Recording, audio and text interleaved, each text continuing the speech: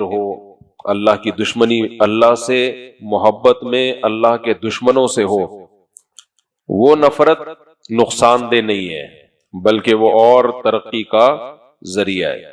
لیکن ایک نفرت وہ ہے جو غلط فہمیوں کی بیس پہ ہوتی ہے، بدگمانیوں کی بنیاد پہ ہوتی ہے، حسد کی بنیاد پہ ہوتی ہے، یہ نفرت انسان کو جنت سے دور کر دیتی ہے۔ اسی وجہ سے اسلام نے ان تمام کاموں کا حکم دیا جن کاموں کے کرنے سے ہمارے آپس کے ریلیشن مضبوط ہوتے ہیں، اور ان تمام کاموں سے اللہ نے منع کیا جن کے کرنے سے ہمارے آپس کے ریلیشن کمزور ہوتے ہیں۔ میں سمجھا پا رہا ہوں اپنی بات؟ کچھ کام ایسے ہیں جن کو جب کیا جائے تو آپس کے ریلیشن کیا ہو جاتے ہیں؟ مضبوط۔ اور کچھ کام ایسے ہیں جن کو جب کیا جائے تو آپس کے جو مضبوط ریلیشن بھی ہیں وہ بھی ٹوٹ جاتے ہیں۔ ریلیشن چاہے اللہ سے ہو، اللہ کے رسول سے ہو، یا عام مومنین سے ہو، یا اپنے رشتہ داروں سے ہو، ان سب کے ٹوٹنے کی وجہ بھی ایک ہی ہے اور جڑنے کی وجہ بھی ایک ہی ہے۔ ہمیں دو طرح کے ریلیشن ہیں جن کو مضبوط کرنا ہے، ایک اللہ سے ریلیشن ہمارا اور ایک مخلوق کا آپس میں۔ نبی کا ریلیشن اللہ کا ریلیشن ہی، وہ اللہ کا جتنا مضبوط ہوگا تو نبی سے اتنا خود بخود مضبوط ہوگا۔ تو اس لیے دو چیزوں کو ذکر کیا جاتا ہے، حقوق اللہ اور حقوق العباد۔ تو اللہ سے ریلیشن مضبوط کرنے کے لیے جو ایلفی استعمال ہوتی ہے وہی ایلفی مخلوق کے ریلیشن کو بھی آپس میں جوڑتی ہے، اور جو کام مخلوق کے ریلیشن کو توڑتے ہیں آپس میں وہی کام اللہ اور مخلوق کے ریلیشن کو بھی توڑتے ہیں۔ کون کون سے کام ہیں جن کے کرنے سے ریلیشن مضبوط ہوتے ہیں اور جن کے کرنے سے ریلیشن ٹوٹتے ہیں، میں تھوڑا سا آج ان پر بات کروں گا۔ تو ہم سب پہلے سے نیت کر لیں کہ ان کاموں پہ، ان باتوں پر انشاءاللہ عمل کریں گے۔ اچھا، یہ جو ریلیشن مضبوط کرنے کا حکم دیا جا رہا ہے یہ بھی اللہ کے لیے۔ اگر آپ آپس کے ریلیشن کو مضبوط کرتے ہیں اپنے کسی دنیا کے فائدے میں تو وہ پائیدار مضبوطی نہیں ہوگی، بلکہ بعض دفعہ آپ ریلیشن مضبوط کر رہے ہوتے ہیں، حقیقت میں وہ کمزور ہو رہا ہوتا ہے۔ آج کل زیادہ تر اسی طرح مارکیٹ میں چل رہا ہے، خاص طور پہ رشتہ داروں میں۔ جب آپ اچھا سلوک کرتے ہیں تو وہ اچھا سلوک آپس میں جوڑ کے بجائے ایسی نفرتیں پیدا کرتا ہے کہ مشورہ دیا جاتا ہے کہ یہ سلوک نہ کرتے تو زیادہ اچھا تھا، کیونکہ آپ نے ذہن میں ایک دماغ بنا لیا ہوتا ہے کہ میں اس کے ساتھ ایسا کروں گا تو یہ جواب میں میرے ساتھ ایسا کرے گا، میں یوں کروں گا تو یہ بھی یوں کرے گا۔ جب وہ کرتا نہیں ہے تو آپ کو غصہ آتا ہے کہ ہم تو یہ کر رہے ہیں اور جواب میں یہ ہو رہا ہے ہمارے ساتھ۔ پہلے میں ان چیزوں کا تذکرہ کروں گا جو ریلیشن توڑتی ہیں، کہ توڑنے والے کاموں سے بچنا پہلے ضروری ہے۔ سورہ حجرات میں اللہ نے اس کو بہت اہتمام سے بیان کیا۔ سورہ حجرات کی پہلی آیت کیا ہے؟ جو آرڈر جس میں اللہ نے ہمیں دیا، لا ترفعوا اصواتکم فوق صوت النبی ولا تجہروا لہ بالقول کجہر بعضکم لبعض، نبی کی آواز سے زیادہ اپنی آواز کو اونچا مت کرو، نبی کو ایسے مت پکارو، لا تجعلوا دعاء الرسول کدعاء بعضکم بعضا، یہ سورہ نور میں اللہ نے حکم دیا۔ نبی کو ایسے مت پکارو جیسے تم آپس میں ایک دوسرے کو پکارتے ہو۔ یہ آیت نازل ہوئی نبی کے بارے میں، لیکن یہ قیامت تک جس کو بھی اللہ نے کوئی مقام اور مرتبہ دیا ہے سب کے بارے میں ہے یہ آیت، اس پر اجماع ہے پوری امت کا۔ دو حکم دیے اللہ نے، ایک نبی کو جب پکارو ایسے نہیں جیسے آپس میں ایک دوسرے کو پکارتے ہو، ایک دوسرا نبی کی آواز سے اپنی آواز کو اونچا بولو مت کرو۔ کیوں بھائی نبی کا یہ مقام کیوں ہے؟ بھائی نبی کا درجہ بلند ہے۔ جب صحابہ نبی کی محفل میں بیٹھے تھے یا بیٹھتے تھے تو ان میں نبی صلی اللہ علیہ وسلم کی حیثیت استاذ کی تھی، معلم کی تھی، بڑے کی حیثیت تھی. مفسرین لکھتے ہیں کہ ہر استاذ، ہر بڑے، ہر بزرگ کے بارے میں ہے یہ آیت کہ چھوٹوں کو چاہیے کہ اپنے بڑوں سے آگے نکلنے کی کوشش نہ کریں. نفرتوں کی بہت بڑی وجہ یہ ہے کہ چھوٹا بڑے کا ادب کرنا چھوڑ دے. مارکیٹ میں بہت زیادہ ہو رہا ہے.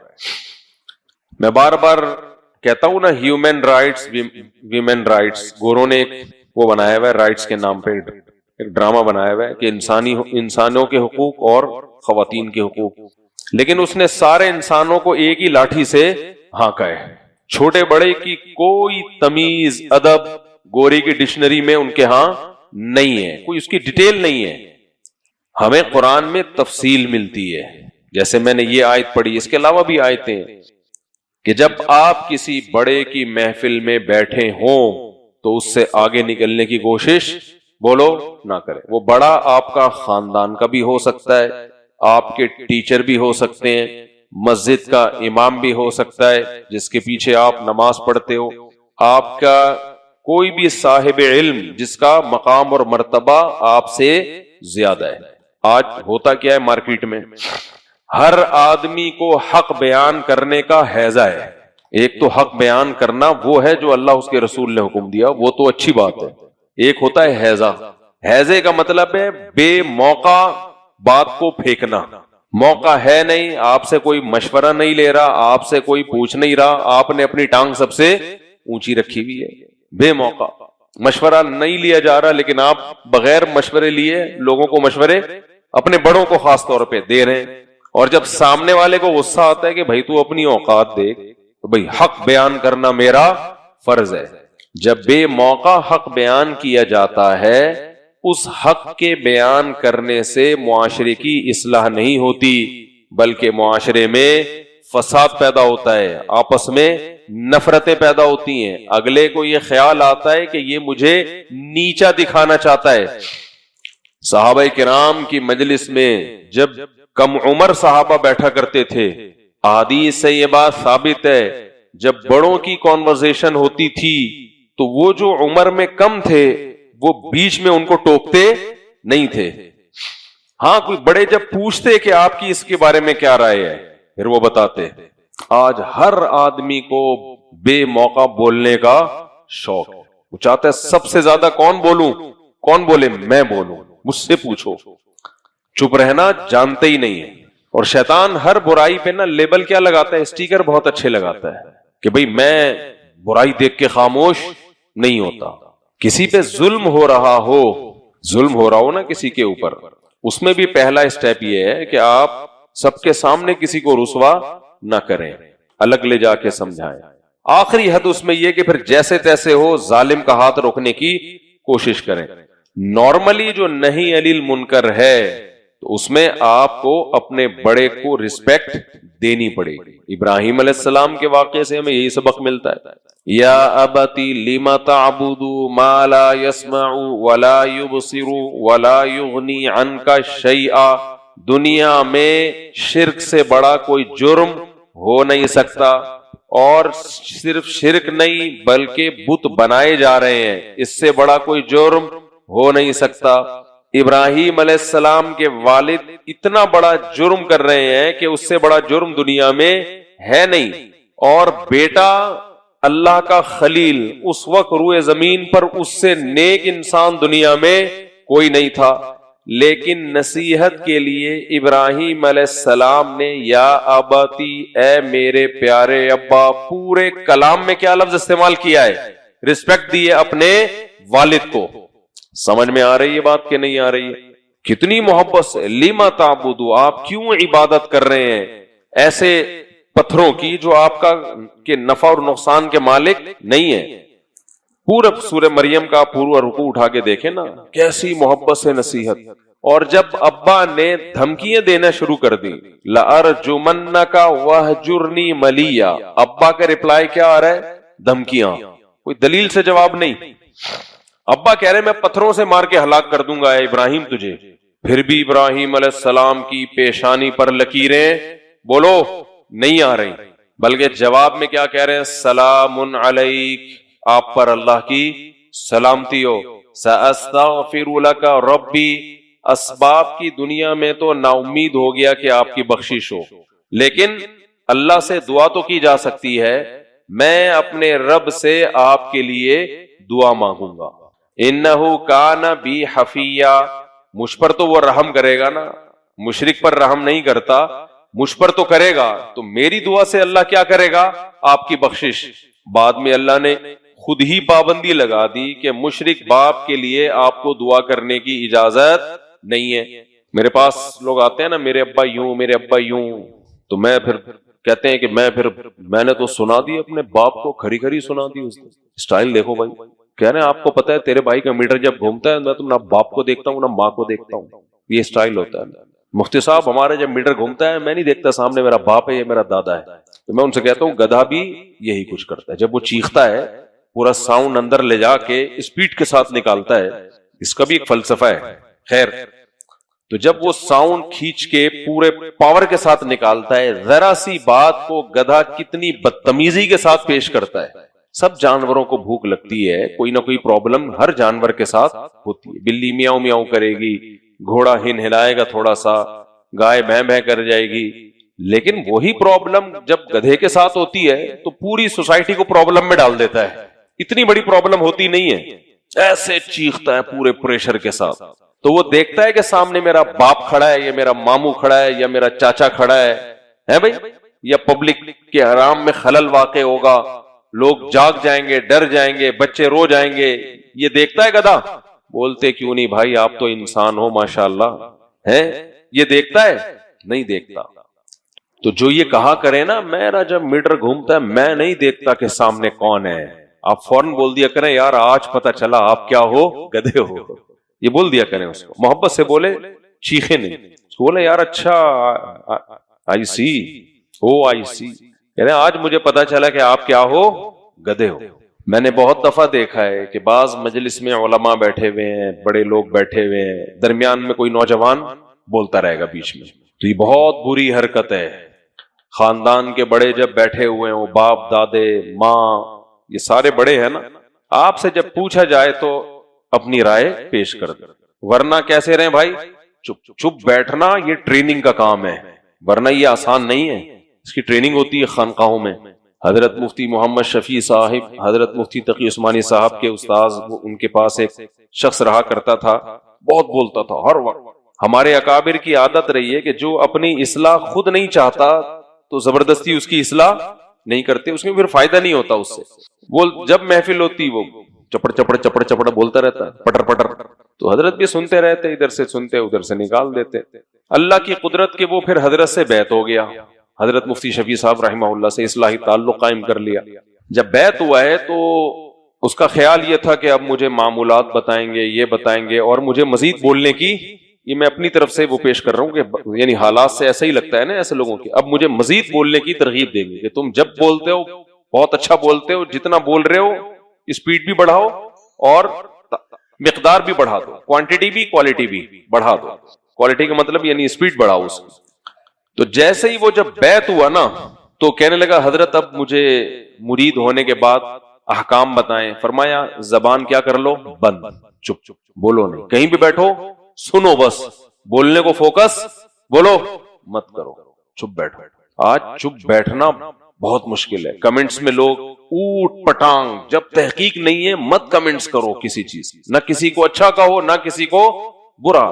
جب تک تحقیق نہیں ہے کیا ضرورت ہے اپنی رائے دینے کی. بولے بھائی ہمیں معلوم، وہ لال گائے کا آ رہا ہے نا اسرائیل کا، کتنے لوگ مجھ سے پوچھ رہے ہیں لال گائے لال گائے. میں کہ بھائی مجھے تحقیق نہیں ہے، جب نہیں ہے تو میں کیوں ایسے ہی بلا وجہ لال گائے پیلی گائے. ہاں بہت سو کو ہے، میں یہ نہیں کہہ رہا کہ مجھے نہیں ہے تو کسی کو بھی نہیں ہے، بہت سو کو ہوگی تحقیق، وہ رائے دے رہے ہیں. نہ مجھے ان کے صحیح ہونے کا پتا، نہ مجھے ان کے غلط ہونے کا. تو ہر ٹاپک میں ٹانگ گھسیڑنا یہ اچھا کام نہیں ہے. اور افسوس کی بات یہ ہم پاکستانیوں میں زیادہ ہے، یہ بولتے رہیں گے بلا وجہ. سیاست کا الف بے نہیں پتا، اس میں ٹانگ اڑائیں گے، وہ فلاں یہ ہے، وہ یہ کر رہی، اسٹیبلشمنٹ یہ کر رہی ہے، پھر آگے سے حکومت یہ کر رہی ہے، پھر آگے سے وہ فلانا یہ کر رہا ہے. ابے تجھے کیا پتا ہے؟ تو صبح پراٹھا کھایا تھا، تو نے انڈے دکان سے جا کے خریدے ہیں، تجھے اپنے وہ کیا, مجھے وہ لطیفہ یاد آتا ہے, پھر کیا کروں. وہی ہے نا, ایک بچہ اسکول نہیں جاتا تھا, ابا نے بولا کہ بیٹا علامہ اقبال کون تھے؟ کہہ رہے ابا پتہ نہیں. بیٹا لیاقت علی خان کون تھے؟ بیٹا کہتا ہے پتہ نہیں. ابا کہتا ہے کمبخت اسکول جا تو پتہ چلے نا. پھر بچہ کہتا ہے ابا وسیم بھائی کا پتہ ہے؟ کہہ رہے نہیں. غفار کا پتہ ہے؟ کہہ رہے نہیں. ابا گھر میں رہو تو پتہ چلے نا. گھر میں رہو تو گھر کی خبریں ہونا. گھر کی خبر نہیں ہوتی, پورے ملک کے ایک ایک چپے کی ہر شخص کو خبر ہے. جن کو ہے خبر ان کا حق بنتا ہے کہ وہ رائے دیں. میجورٹی کو کچھ بھی پتا نہیں ہوتا, پھینکے جا رہے ہیں. فلاں کی اتنی کروڑوں کی جائیدادیں بنا لی. ابے تو نے کدھر دیکھ لیا فلاں نے اتنی جائیدادیں بنا لی؟ ٹک ٹاک پہ دیکھ رہے ہو تم یار, فیس بک پہ دیکھ کے تبصرے کر رہے ہو. فلاں کی بچی, فلاں گورنمنٹ کا بہت بڑا آفیسر ہے, اس کی بچی بکنی میں گھوم رہی ہے. ایک ایسے ہی کسی آفیسر پہ الزام لگا کہ اس کی بچی بکنی میں سوئمنگ پول میں نہا رہی ہے نا. فیس بک پہ تصویریں چلیں, بہت وائرل ہوئی. ہماری اس سے ملاقات ہوئی, ہم نے کہا یار ایک اسلامی ملک کے آپ ایک شخص ہو اور بچی آپ کی بکنی میں. کہہ رہے خدا کی قسم میری بیٹی کوئی ہے ہی نہیں, مجھے اللہ نے بیٹی دی نہیں. اتنا پروپیگنڈا ہے, اتنا گند ہے. آپ کہہ سکتے ہیں بھائی تو وضاحتی بیان دے دیتا. وہ کہہ رہے کدھر دوں وضاحتی بیان, چلتا ہی نہیں ہے. منفی چیزیں پھیلتی ہیں, وضاحتی بیانات نہیں پھیلتے. تو ہم جب مفتی رشید احمد صاحب رحمہ اللہ تعالی سے بیعت ہوئے, ان کی مجلس میں بیٹھا کرتے تھے. 11:15 سے 11:30 بجے ان کی مجلس ہوتی تھی. بہت دفعہ ایسا ہوتا وہ آتے سیڑھیوں سے اتر کے نا, ایسے ٹھک ٹھک ٹھک کر کے, گارڈ ان کے سامنے ہوتا تھا, آ کے بیٹھ جاتے دفتر میں, نیچے بیٹھتے, ہم بھی نیچے بیٹھتے, سب کو یوں کر کے دیکھتے, السلام علیکم پہلے کہہ دیتے تھے. بس اس کے بعد خاموشی کی مجلس. شروع میں تو ہم حیران ہوتے تھے یہ کیسی مجلس ہو رہی ہے بھائی. اب مجھے احساس ہوتا ہے ایسی مجلسوں کی ہم سب کو بہت ضرورت ہے کہ تھوڑی دیر چپ بیٹھنا سیکھو. ایک لفظ استعمال ہوتا ہے جو مسجد میں مناسب نہیں.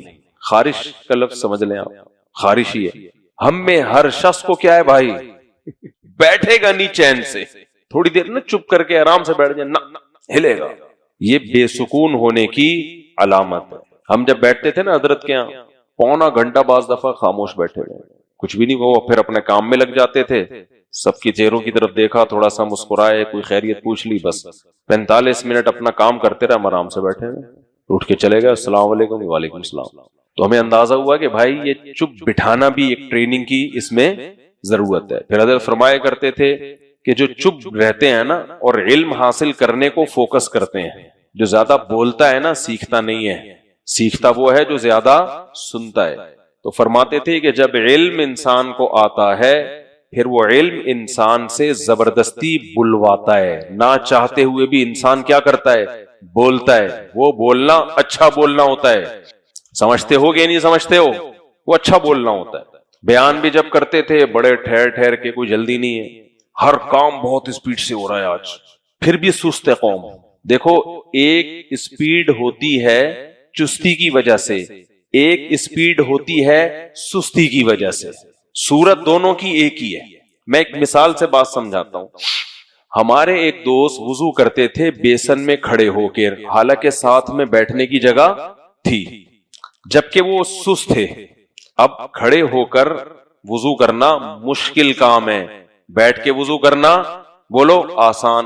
جو ان کو دیکھے گا کہ کھڑے ہو کر وضو کر رہے ہیں وہ کہے گا یہ آدمی سست نہیں ہے بلکہ کیا ہے, چست. اور جو بیٹھ کے تمیز سے وضو کر رہا ہے وہ کیا لگے گا, سست, کیونکہ وہ آرام طلب ہے نا. یہ کھڑے کھڑی ٹھک ٹھک ٹھک وضو نکل لی ہے. لیکن حقیقت پتہ ہے کیا ہے, میں ان کو جانتا تھا اس لیے کہہ رہا ہوں, وہ کھڑے ہو کر وضو سستی کی وجہ سے کر رہے تھے. بعض دفعہ انسان سستی میں اپنے آپ کو ٹینشن میں ڈال دیتا ہے. کیوں, اسے پتا ہے کہ میں جاؤں گا وہاں بیٹھوں گا, پھر بیٹھنے کے بعد مجھے دوبارہ ایسے کھڑے ہونا پڑے گا.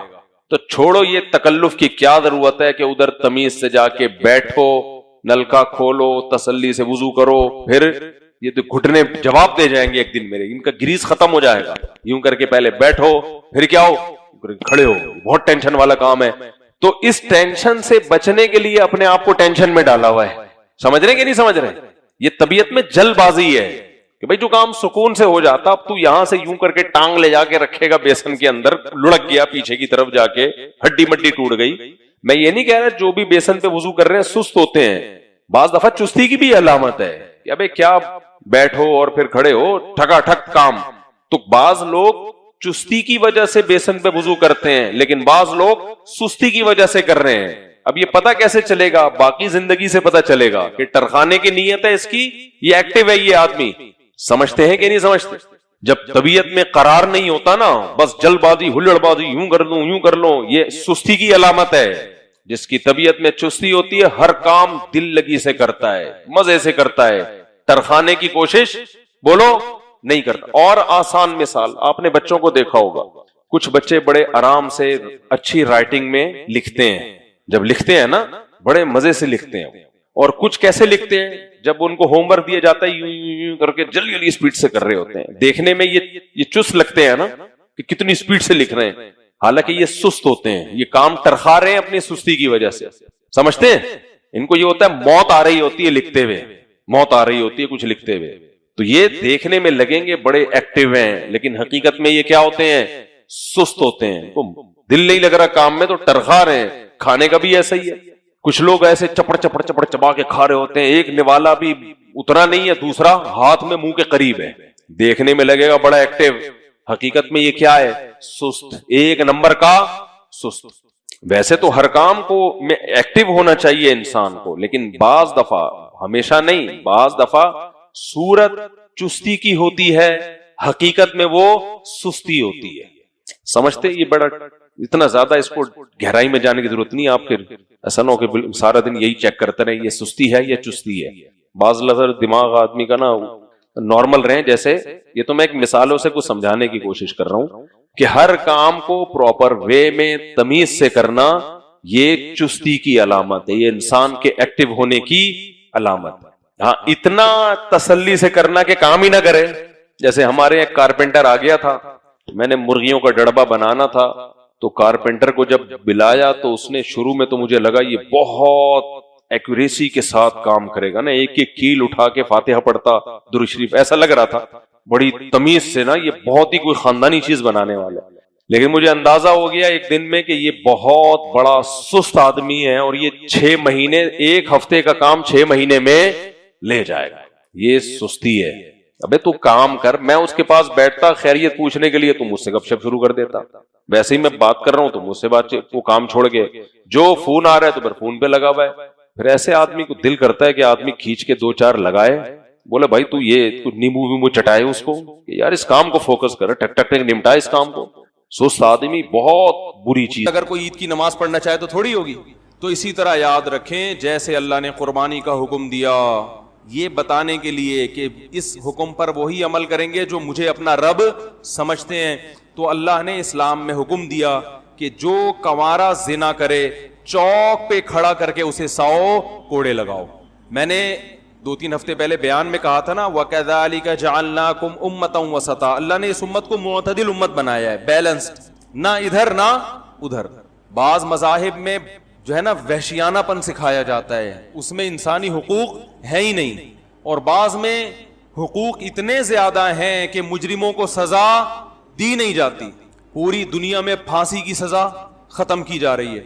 ایک شخص نے 100 انسانوں کو بھی قتل کیا ہو تو اسے پھانسی کے پھندے پہ نہیں لٹکایا جاتا, اور اس قانون کو انصاف کا نام دیا جاتا ہے, حالانکہ یہ انصاف نہیں ہے. اور دلیل کیا دی جاتی ہے کہ بھائی اس نے یہ جرم کیا تھا کہ ایک انسان کو دنیا سے ختم کر دیا, تو یہ کیا ہے کہ جو کام اس نے کیا وہی اس کے ساتھ کیا جائے, تو ہم میں اور اس میں فرق کیا رہ گیا؟ تو دلیل تو بھائی ہر ایک دے سکتا ہے. قرآن نے کیا دلیل دی؟ وَلَكُمْ فِي الْقِصَاصِ حَيَاةٌ يَا أُولِي الْأَلْبَابِ, اے ایمان والو قصاص میں تمہارے لیے زندگی ہے. قاتل کو قتل کرو گے تو لاکھوں لوگ محفوظ ہو جائیں گے قتل ہونے سے. اس ایک انسان کو مت دیکھو, ان ہزاروں کو دیکھو. تو اسلام نے شادی شدہ مرد یا عورت اگر زنا کرے چاہے طلاق دے دیو, نکاح میں بیوی کا ہونا ضروری نہیں ہے. یاد رکھو, کسی شخص کی ایک دفعہ شادی ہو گئی, رخصتی ہو گئی اور زوجہ سے تعلق قائم ہو گیا, چاہے ایک دفعہ ہوا ہو, اس کے بعد اگر دونوں میں طلاق بھی ہو گئی یا عورت بیوہ ہو گئی یا بیوی مر گئی کسی کی, یہ مرد یا یہ عورت اگر کبھی دوبارہ زندگی میں زنا کرے اور شرعی گواہوں سے ثابت ہو جائے تو اسلام میں حکم کیا ہے؟ ان کو پتھروں سے مار کے ہلاک کیا جائے. اور جس کو جو ان پہ ترس کھائے گا تو قیامت کے دن اس کا شمار کس میں ہوگا؟ مجرموں میں.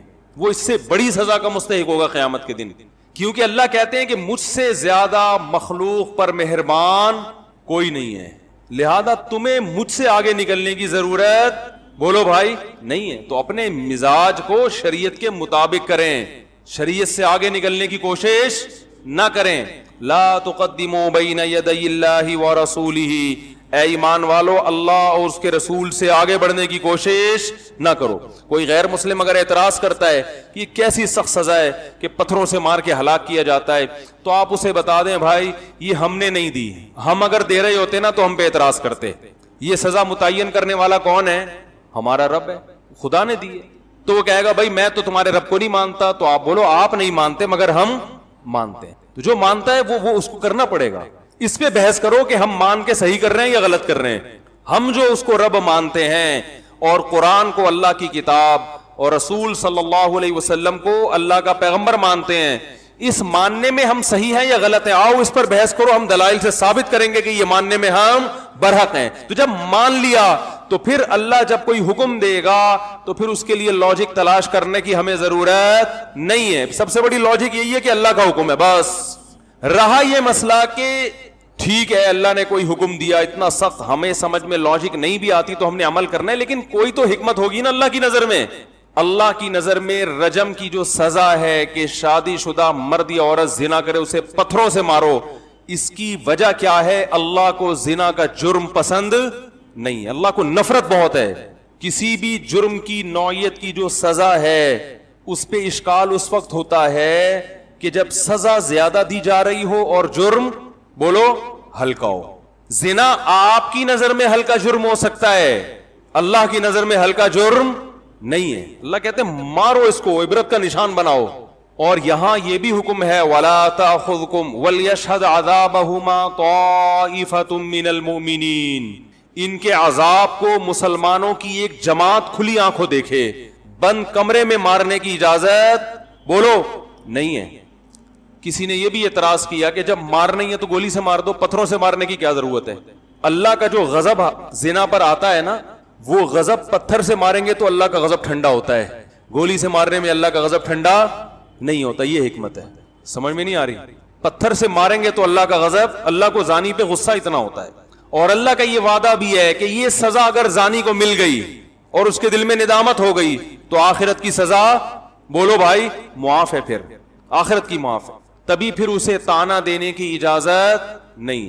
یہ نہ ملی تو آخرت میں اس سے بڑی ہے. پھر آج ہمارے معاشرے میں زنا بہت تیزی سے پھیل رہا ہے, اس کو لوگوں نے جرم سمجھنا چھوڑ دیا. اگر ہماری حکومت ایک سزا بھی زانی کی نافذ کر دے, دنیا اپنی آنکھوں سے دیکھ لے, ایک سزا بھی زنا کے جرم کو ختم کرنے کے لیے کافی ہے. اور کنوارا لڑکا کنواری لڑکی اگر زنا کرے تو قرآن کا کیا حکم ہے؟ چوک پہ کھڑا کر کے 100 کوڑے لگاؤ. یہاں بھی ہو سکتا ہے بھائی جب سزا دینی تھی تو بند کمرے میں دے دیتے, اللہ نے کہا نہیں. یہاں بھی جو اپنے مزاج کو دین میں داخل کرے گا نا اس کو یہ سزا سمجھ میں نہیں آئے گی. اللہ نے کہا نہیں, چوک پہ کھڑا کر کے. اسلامی سزائیں ہیں ساری چوک پہ, بند کمرے میں تو یہ تو انگریزوں نے شروع کیا ہے. بند کمرے میں مجرم ایک دفعہ طبیعت سے ٹھکائی کھانے کے بعد عادی ہو جاتا ہے, وہ کہتا ہے اگلی دفعہ میں جرم ایسے کروں گا کہ پکڑا نہ جاؤں, ہے بھائی, اگلی دفعہ میں جرم اس طریقے سے کروں گا کہ پکڑا نہ جاؤں. چوک پہ کھڑا کر کے مجرم توبہ کرے نہ کرے, جو اس کو دیکھنے والے ہزاروں لوگ ہیں وہ جس نے کیا ہوگا وہ توبہ کر لے گا, نہیں کیا ہوگا کہے گا میں نہیں جاؤں گا اس جرم کے قریب کبھی. پھر دیکھو اللہ کا غضب زانی پر کتنا ہوتا ہے. بعض چیزیں بتانے سے سمجھ میں نہیں آتی, دکھانے سے سمجھ میں آتی ہیں. بیٹا بعض دفعہ باپ کو سمجھا رہا ہو کہ بھائی, باپ بیٹے کو سمجھا رہے کہ تو مسجد سے چپل نہیں چرایا کر, میری خاندان میں ایک عزت ہے, اگر تو کبھی پکڑا گیا تو میری بے عزتی ہوگی, اور میں اس معاملے میں بڑا حساس ہوں, ہے بھائی. بیٹا مان نہیں رہا, ڈانٹ ڈپڑ سمجھ میں نہیں آیا تو باپ بعض دفعہ کھینچ کے 8-10 تھپڑ لگائے گا نا. تھپڑ کے بعد بیٹے کی سمجھ میں کیوں آئے گا؟ بیٹے نے باپ کا غضب سنا تھا, دیکھا نہیں تھا, آج دیکھ لیا ہے. اللہ نے قرآن میں جگہ جگہ بتایا زنا پر یہ سزا ہے, جہنم کی آگ ہے. زنا پر, زنا کرنے والے سے اللہ نفرت کرتے ہیں. وَلَا تَقْرَبُوا الزِّنَا, زنا کرنا تو دور کی بات, زنا کے قریب بھی مت جاؤ, ایسے کام بھی مت کرو.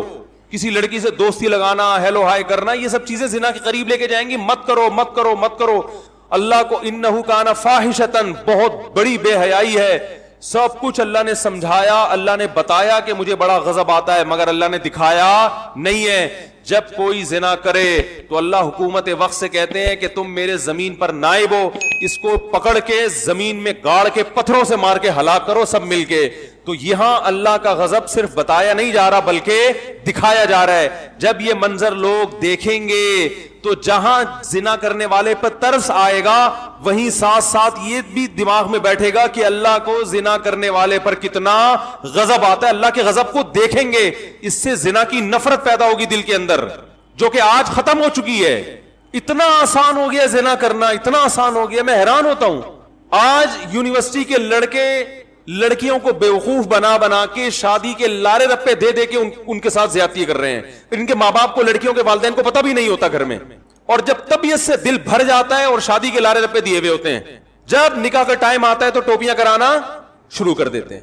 خود بتاتی ہیں لڑکیاں کہ ہم سے 2 سال سے ایک لڑکے نے وعدہ کیا ہوا تھا شادی کرنے کا, اور وعدہ کر کے اس دوران وہ کیا کرتا رہے, بدکاری کرتا رہے, اپنی خواہش پوری کرتا رہے, اور 2-4 سال کے بعد ٹوپی کرا دی, میرے گھر والے نہیں مان رہے. مجھے اس لڑکے پہ اتنا غصہ نہیں آتا جس نہ اس فون کرنے والی خاتون پہ غصہ آتا ہے کہ تمہارے اندر غیرت ختم ہو گئی ہے, تمہارے اندر اتنا شعور نہیں ہے. اور تمہیں کیا اس بات کی گارنٹی کون دے گا کہ یہ تم سے شادی کر بھی لیتا تو 10 لڑکیوں کو ایسے اور بیوقوف بنا کے زنا نہ کر رہا اس سے. اپنی حرام خواہشات انسان کو اندھا کر دیتی ہیں. عقل سب میں ہوتی ہے, لیکن معاملہ یہاں سے بھی کیا ہوتا ہے, خراب. اور جب وہ چھوڑ دیتا ہے تو روتی پیٹتی ہیں, یہ کر دیا اس نے, یہ کر دیا میرے ساتھ. اور والدین ماشاءاللہ اتنے گھنے ہیں, بلکہ کیا کہوں میں, غیرت لیس. انہیں کوئی ہوش نہیں ہے کہ یونیورسٹی ہماری بچی جا کے کس سے دوستی لگائی ہے, کس کے ساتھ بائکوں پہ گھوم رہی ہے, کس کے ساتھ سینما گھر میں فلمیں دیکھنے جا رہی ہے, رات کو بیٹھ کے سارا آدھی 1-1 گھنٹہ کس سے فون پہ باتیں کر رہی ہے. ان کو بس اس سے غرض ہے کہ ہماری بچی اچھی ڈاکٹر بن جائے, اچھی انجینئر بن جائے, MBA میں نمبر اچھے آ جائیں تو کچھ کمانے کے لائق بنے گی تو ہم بھی اچھا کھائیں گے. باقی بیٹا اپنا اچھا برا تم خود ہی سوچتی ہو. فلموں میں یہی دکھایا جاتا ہے نا, فلموں میں یہی دکھایا جاتا ہے کہ بچوں پہ زیادہ ریسٹرکشنز, پابندیاں, ایکچولی اس سے بچوں کی مینٹل گروتھ پہ بڑا فرق پڑتا ہے. اگر بچی کسی سے کچھ کروا بھی رہی ہے تو اس کی اپنی لائف ہے, آپ آرام سے سمجھائیں, آپ محبت سے سمجھائیں. اسلام کیا کہتا ہے, کچھ کر لیا نا چوک پہ کھڑا کر کے 100 کوڑے لگاؤ. اور اگر میرڈ تھی تو محبت سے نہیں سمجھانے کا, زمین میں گاڑ کے پتھروں سے مار کے ہلاک کرو, ساری دنیا کو دکھاؤ. یہ محبت سے سمجھا کے یہ زنا اتنا معاشرے میں پھیل گیا. باقی سارے کام محبت سے کیوں نہیں کر لیتے؟ ارے اگر محبت ہی سب کچھ ہے, سارے کام محبت سے ہی ہو جاتے ہیں, تو مجھے ایک بات بتاؤ, یہ جو چرس اور ہیروئن کے پر چھاپے پڑتے ہیں روزانہ, پولیس پکڑتی ہے, تو ہیروئنچیوں کو کیوں جیل میں ڈالتی ہے؟ محبت سے سمجھاؤ. ایکچولی 2 پڑیا لے کر ایک سے بھی کام چل سکتا تھا, دوسری پڑیا کس کے لیے لے کے جا رہا ہے؟ تو محبت سے سمجھاؤ نا ان کو. جہاں ان کا اپنا ذاتی نقصان ہے وہاں یہ محبت کے قائل بولو نہیں ہے. جہاں خدا کو غضب آتا ہے, زنا پہ خدا ناراض ہوتا ہے, انسانیت کو بظاہر کچھ نہیں ہوتا, غصہ کس کو آتا ہے؟ خدا کو. وہاں کہتے ہیں کچھ کوئی قانون سازی کی ضرورت نہیں ہے, کوئی اگر پارک میں بیٹھا ہوا ہے کسی کے ساتھ گپے مار رہے ہیں, ایکچولی ان کی پرسنل لائف ہے, کوئی مسئلہ نہیں ہے. محبت سے بچوں پہ اتنی پابندیاں, موبائل میں کس سے بات کر رہی ہے, یہ کنڈی لگا کے انٹرنیٹ پہ کیا دیکھ رہا ہے, بچوں پہ اس قسم کی پابندیاں, نہ اس سے بچے کیا ہوتے ہیں. تو ٹھیک ہے ان کو چوری بھی کرنے دو, گھنٹیاں بجا کے بھاگنے بھی دو ان کو. مسجد سے چوری کرتے ہیں, اگر خدا نخواستہ کوئی بٹوا لے کے کسی کا چوری کرتے ہیں گن پوائنٹ پہ, تو محبت سے سمجھاؤ, پولیس کو بتانے کی ضرورت بولو نا نہیں ہے. وہاں تو سب کہتے ہیں لٹکا دو, سالے کو لٹکا, کہتے ہیں نا ایسے, اس نے یہ کیوں کیا, یہ قوم کا مجرم ہے. نواز شریف کو بھی محبت سے سمجھاؤ, $5 ارب کا کیس چل رہا ہے, سنا ہے میں نے واللہ عالم. تو محبت سے سمجھاؤ. ایکچولی جب آپ دوبارہ بنیں گے تو یہ نہیں کرنا. دیکھیے اگر آپ 2 نفل پڑھ کے سچی توبہ کر لیتے ہیں تو آج قوم آپ کو معاف کرنے کے لیے تیار. زرداری کو بھی سمجھاؤ, دیکھو ہم تمہیں دوبارہ 5 سال کا موقع دے رہے ہیں, ہم محبت سے سمجھا رہے ہیں. پچھلے 5 سال میں تم نے اسٹیل مل کھا گئے, PIA کا بیڑا غرق کر دیا, 2 جہاز PIA کے گر کے تباہ ہو گئے, ان کی دیت بھی تمہارے ذمہ بنتی ہے. تو ایکچولی لیکن ہم اسلام میں سختی نہیں ہے, اسلام محبت سے سمجھانے کا کہتے ہیں, محبت سے سمجھا رہے ہیں, سمجھ جاؤ. دوبارہ 5 سال کے لیے صدر بنا رہے ہیں, اگر پھر بھی سمجھ میں نہیں آیا اگلے سال پھر محبت سے سمجھا کے 5 سال کے لیے بنا دیں گے تمہیں. یہاں محبتیں سمجھ میں نہیں آتی, لٹکا دو, یہ کر دو, ان مجرموں کو چوک پہ لٹکانا چاہیے, ان مجرموں کو کھلے عام سزا دینی چاہیے, یہ کرنا چاہیے. تو اسلام کہتا ہے یقیناً اگر یہ مجرم ہے, میں کسی پہ دعویٰ نہیں کر رہا کہ $5 ارب کھائے ہیں کہ نہیں, سیاسی باتیں کرنے کا کوئی فائدہ نہیں ہے. اگر کھائے ہیں تو چوک پہ لٹکنا چاہیے. سب یہ کہتے ہیں نہیں کھائے ہیں تو بری ہونا چاہیے. تو اسی طرح اللہ کہتا ہے زنا کیا ہے تو چوک پہ لٹکنا بولو بھائی چاہیے اگر ثابت ہو جاتا ہے تو بھائی اسلام میں نرمی بھی ہے ساتھ ساتھ سختی بھی ہے. تو بچوں کے ساتھ نرمی سے بھی پیش آئیں مگر ایک حد ہونی چاہیے نرمی کی. ایک دفعہ چپل چوری کی مسجد سے, محبت سے سمجھے بیٹا ہم خاندانی لوگ ہیں, چور نہیں, چوری کرنی بھی ہے تو زرداری کی طرح یا اس طرح کے بڑے بڑے عزت تو ہو انسان کی معاشرے میں, یہ کیا چپل چورا رہے ہو. اور اگر 2-3 دفعہ اس طرح پھر تیسری دفعہ میں کیا ہوتا ہے, زوردار چماٹا ہوتا ہے. یہ اسلام بتاتا ہے ہمیں, صحیح ہے نا. تو اسی طرح بیٹیاں یونیورسٹی میں دوستی ہے, بیٹی سے بس آخری بات ہے, بیٹی سے بولو بیٹا اگر کوئی پسند ہے تو ہمیں بتاؤ, ہم خاندانی لوگ ہیں, آپ کی وہاں شادی کر دیتے ہیں. یہ بھی کرو, ایسا نہیں کہ اس کے جذبات کو کچلو مت. بیٹا ہم نے بھیجا تھا پڑھنے کے لیے, لیکن اگر وہاں سیٹنگ بھی ہو گئی ہے تو چلو ایک تیر سے 2 شکار ہو گئے. اچھا رشتہ بھی ہمیں چاہیے تھا, ٹھیک ہے اب ہو گئی, تو بتاؤ کون لڑکا ہے, کہاں رہتا ہے, ہم اس کے پیرنٹ سے بات کرتے ہیں. لڑکے کو بلاؤ, اگر کوئی خدا نخواستہ ہیروئن کی چرسی نہیں ہے تو بچی سے بولو بیٹا اب یہ ہماری ذمہ داری ہے, ٹھیک ہے نا, آپ اپنی ذمہ داری پوری کرو. اگر اپنی ذمہ داری آپ پوری کر رہے ہو مگر پھر بھی وہ بائکوں پہ اس کے ساتھ گھوم رہی ہے تو پھر محبت نہیں ہے بھائی. پھر محبت سے بات کرنا یہ آپ کے غیر خاندانی ہونے کی دلیل ہے. اس کا مطلب آپ کی بھی ایسے ہی ہوئی تھی, پھر آپ کی بھی پھر ایسے ہی. اللہ تعالیٰ سمجھنے کی عمل کی توفیق عطا فرمائے. کیا کریں, اس سے زیادہ ہم سمجھا نہیں سکتے. چلیں بھائی میں بات دوبارہ سے ریپیٹ کر دیتا ہوں. یہ جو میں نے رجم پہ بیان کیا ہے نا کہ اسلام میں حکم کیا ہے, شادی شدہ کو پتھروں سے مار کے ہلاک کیا جائے. تو اسلام میں زنا کی جو سزا اتنی سخت ہے, اس کی بڑی وجہ تو یہی ہے کہ اللہ کو زانی سے نفرت, زنا پہ اللہ کو غضب آتا ہے, تو سزا ایسی رکھی جو اللہ کے غضب کا اظہار ہو. لیکن ایک بات خوب سمجھ لینی چاہیے کہ جب ہم اسلام کے کسی حکم کو ادھورا لیتے ہیں یا ادھورا بیان کرتے ہیں تو اس سے اسلام سمجھ میں نہیں آتا, بلکہ معاشرے پہ اس سے برا اثر پڑتا ہے. تو اسلام میں جہاں زنا کی سزا اتنی سخت ہے, وہیں اسلام میں زنا سے بچانے والی چیز نکاح بہت آسان بھی ہے. ایک خاتون کا فون آیا کل کہ 15 سال ہو گئے میں بیوہ ہوں, جوانی میں بیوہ ہو گئی تھی, میرے گھر والے مجھے شادی نہیں کرنے دے رہے. دلیل یہ کہ تمہارے بچے ہیں, تمہیں اب شادی کی کیا ضرورت. بات آ رہی ہے سمجھ میں. شریف عورت کبھی اپنے باپ سے, اپنے ماں سے اپنی مجبوری نہیں بتاتی. ڈپریشن میں چلی جائیں گی, اسٹریس میں چلی جائیں گی, کیونکہ یہ والدین اتنے بے وقوف ہیں, انہیں یہ بھی نہیں پتا کہ جو سیکشول ڈیزائرز ہیں وہ انسان کی باڈی کا حصہ ہیں, چاہے مرد ہو یا عورت. اس کا کسی کے اچھے یا برے ہونے سے یا بچے ہونے یا نہ ہونے سے تعلق نہیں ہے. کوئی عورت اگر بیوہ ہے, جوان ہے, وہ تو بچے ہوں یا نہ ہو, وہ ڈیزائر ختم تھوڑی ہو جائیں گی اس میں. تو ماں باپ الٹا تانے دیتے ہیں کہ تمہیں کیا ضرورت ہے شادی کی, تمہیں کیا ضرورت ہے شادی کی. میرا چھوٹا بھائی جب 2 دانت کا ہوا نا, یعنی بالغ ہو گیا, سن رہا ہوگا بھائی معذرت کے ساتھ, میرا اسٹائل یہی ہے, چھوٹا بھائی ہے وہ بھی بہرحال سمجھدار ہو گیا, اب تو بچے ماشاءاللہ اس کے بڑے ہونے والے ہیں. تو اس نے گھر میں کہا کہ میری شادی کر دو. تو ہمارے خاندان کے ایک صاحب نے مجھ سے کہا اس کو کیا ضرورت ہے ابھی شادی کی, عمر ذرا کم تھی نا, انہوں نے کہا اس کو کیا ضرورت ہے, بار بار ایک ہی جملہ, اس کو کیا ضرورت ہے. جب زیادہ ہوگی میں نے کہا اس سے پوچھو کہ اس کو کیا ضرورت ہے شادی.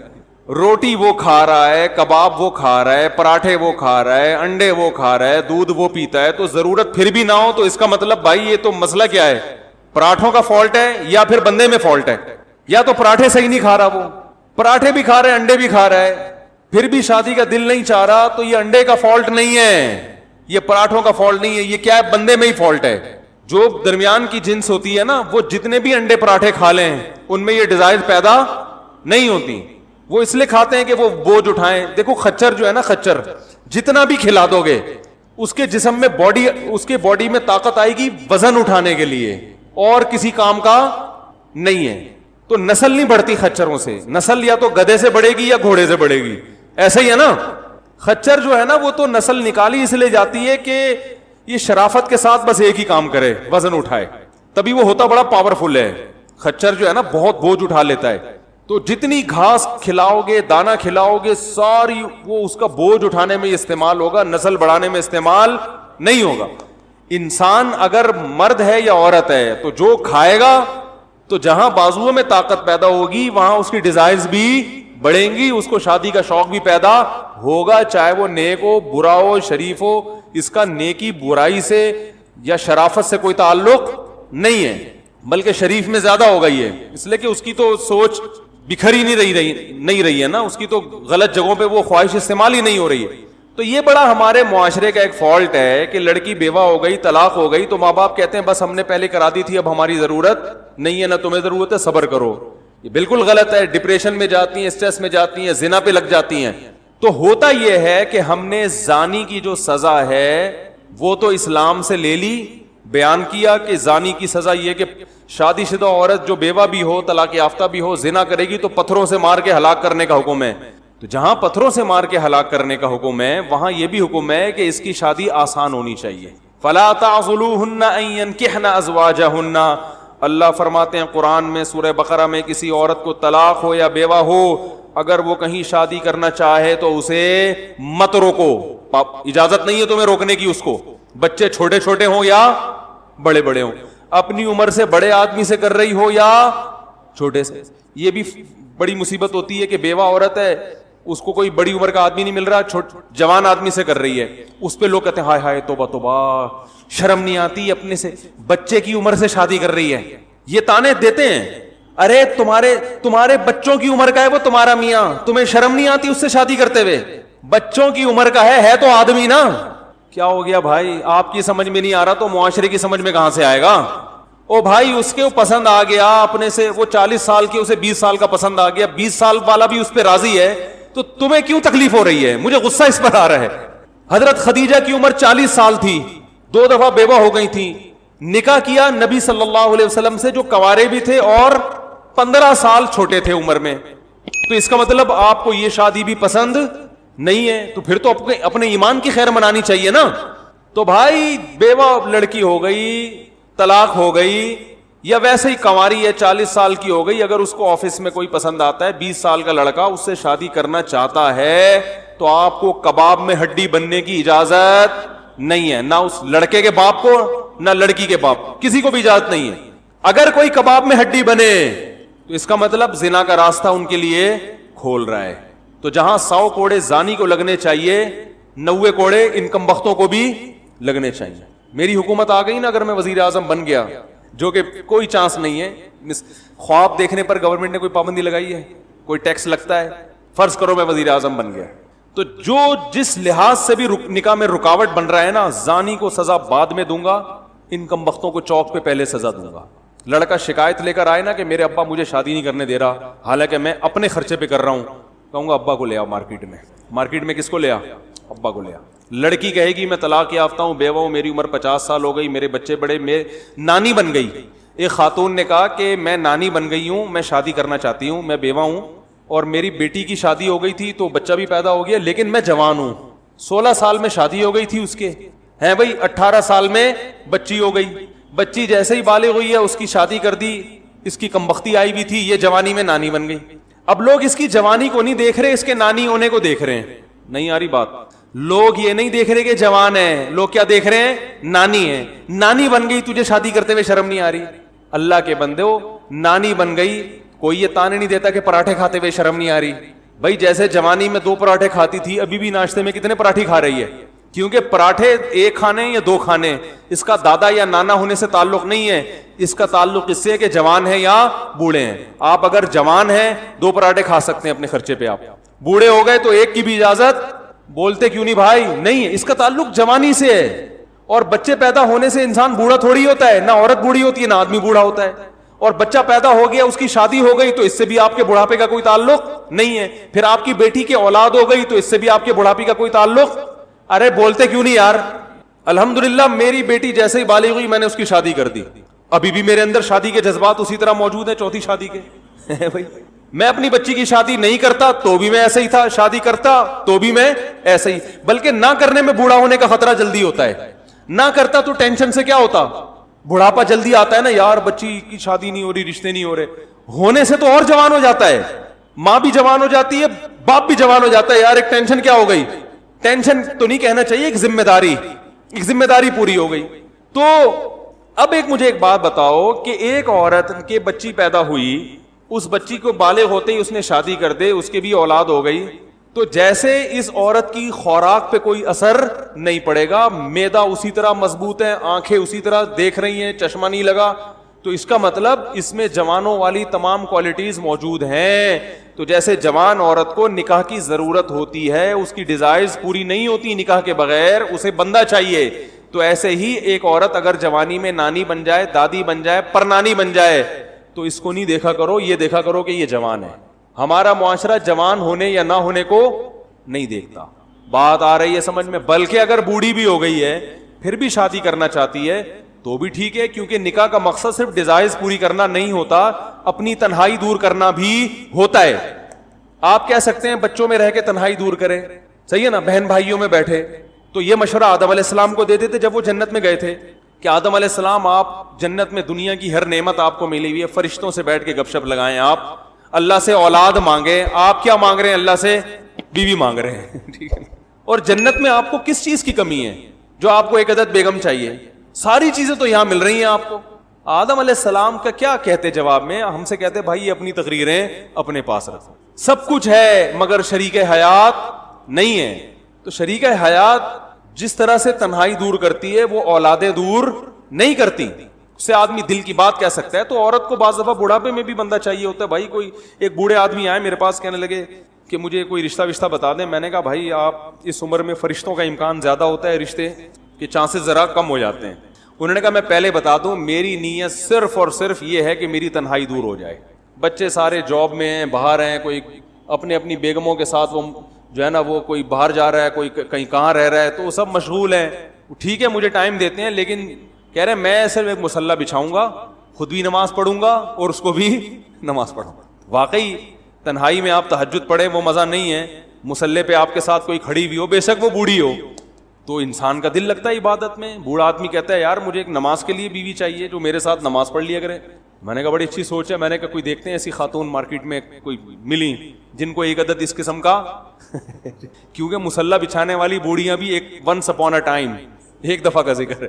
ابھی جو نئی نسل بوڑھی ہو رہی ہے اس کو بڑھاپے میں واٹس ایپ چاہیے, ٹھیک ہے نا, اور اس کو بڑھاپے میں, تو سب کی خواہش نہیں ہوتی بڑھاپے میں, لیکن اگر کسی کی ہے تو بری نہیں ہے. تو خلاصہ یہ کہ بھائی نکاح کو کسی بھی لحاظ سے نکاح کی حوصلہ شکنی مت کرو, نہ بچوں کی, نہ بچیوں کی, نہ بہنوں کی, نہ بھائیوں کی. بہن کو طلاق ہوتی ہے, آپ خود کا خود فرض بنتا ہے اس کو بتاؤ بھائی عدت کے بعد جہاں بولو گی ہم تمہاری شادی کرا دیں. اور یہ نہ پوچھا کرو یہ ملا کہاں سے تمہیں, یہ پوچھتے ہیں. جیسے بیٹی نے ابا کو بولا ابا ایک جگہ ہے وہاں پشاور میں فلاں جگہ پہ ایک بندہ رہتا ہے, میں وہاں شادی کرنا چاہتی ہوں. بیٹا تم پشاور پہنچی کیسے؟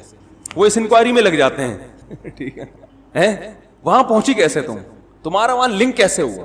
پھر وہ بجائے وہ خام خواہ کی نا, ارے بھائی لنک صحیح طریقے سے ہوا ہو غلط طریقے سے ہوا ہو, اب جو بات کر رہی ہے وہ تو ٹھیک ہے نا.